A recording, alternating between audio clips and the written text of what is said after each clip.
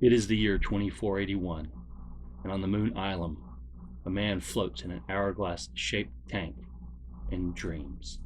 He dreams of horrible crimes and the men that commit them, and he knows he has to go and eliminate the cause of his dreams. The refugees of Island cheer him on because they know he's going after the same men that made them leave their own planets, and he does so without fear or hesitation. And when people ask him why he does this, he answers,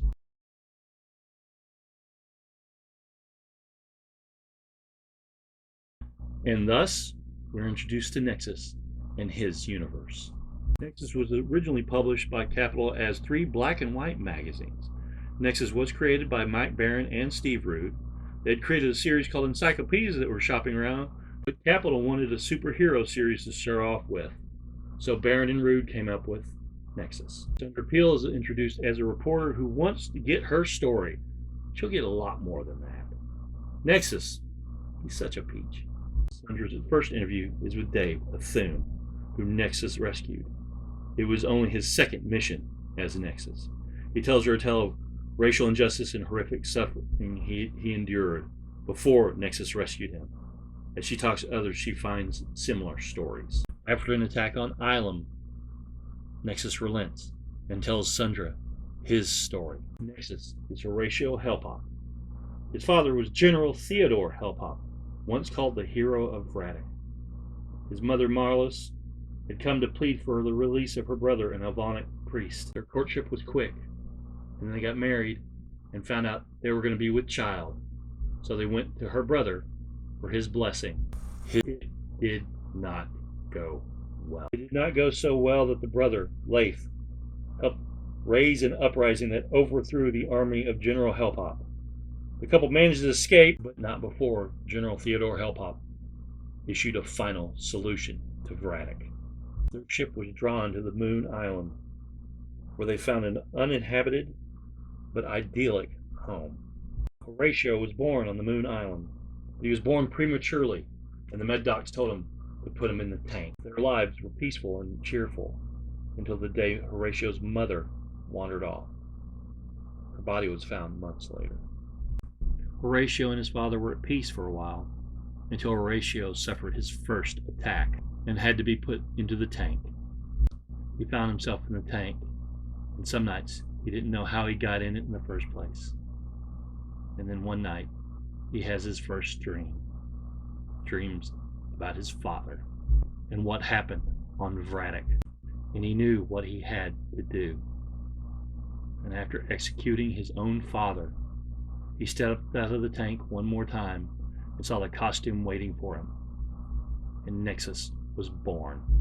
And Sandra and Horatio get a little bit closer. What was really cool about the original Capitol issues, issue number 3 contained a flexi disc, which is a small, thin phonograph record. And this one had Nexus's origin story, full cast, music, all that sort of cool thing. I would play mine, but unfortunately I put it in a quote-unquote safe place, and I don't know where it is. There is an opportunity to listen to it on YouTube. Someone downloaded like 2 minutes of it, but I didn't feel right about cutting and copying that. And almost as cool is them announcing that the next run of Nexus would be in color. In color it was. The second Capitol series really helped expand the Nexus universe. The new color series introduced a whole slew of new characters and concepts, including the heads. Enslaved and telekinetic, they could power fusion engines and starships. And Judah Maccabee, who will be one of Horatio's best friends and greatest allies. Also Ursula Amata, who not only has a secret history with Sandra, but will be a personal thorn in Horatio's side.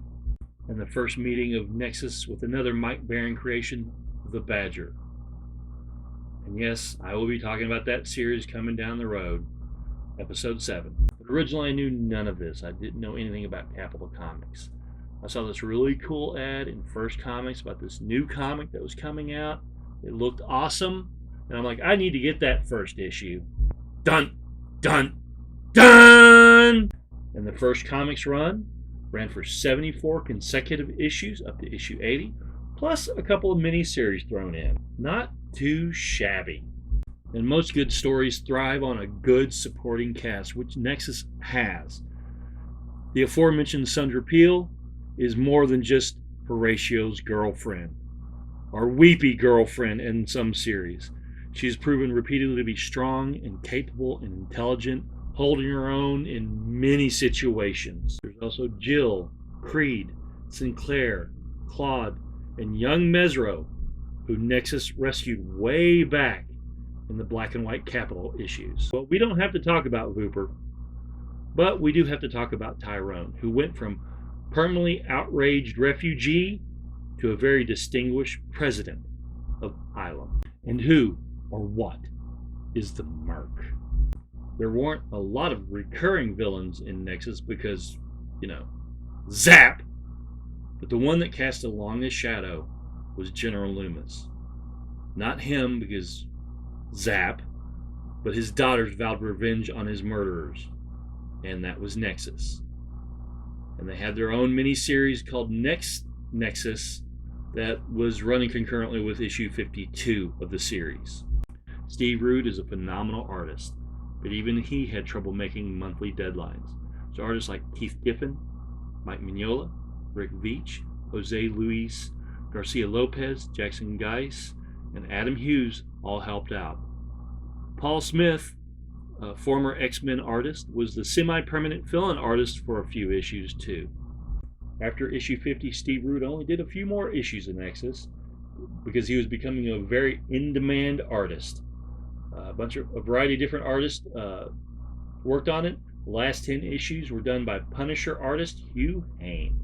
5 years after First Comics went out of business, Dark Horse reunited Baron and Rude to Nexus: The Origin, a one-shot comic that basically retold the story that was in the original black and white issues.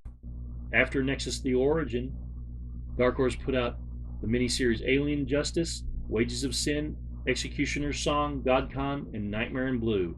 And according to Baron and Rude, they're not just miniseries, these were actually continuations of the original story. Dark Horse put out an additional miniseries written by Mike Baron, but drawn by John Calamay. Then Steve Rude put out 3 issues of space opera through his Rude Dude Productions. And just for funsies, there's a Nexus Madman one-shot and a Nexus Magnus Robot Fighter 2-parter. And if you happen to come across a series called Nexus Legends, it lasted 23 issues, and it actually reprinted the first 2 years of Nexus stories.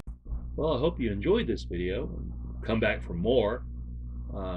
If this gets you to start digging through boxes and picking up some of these books, then that's what it's all for. I will be working on the audio and video editing portions. It's all brand new to me, so I'll do my best. And remember, keep to the long boxes.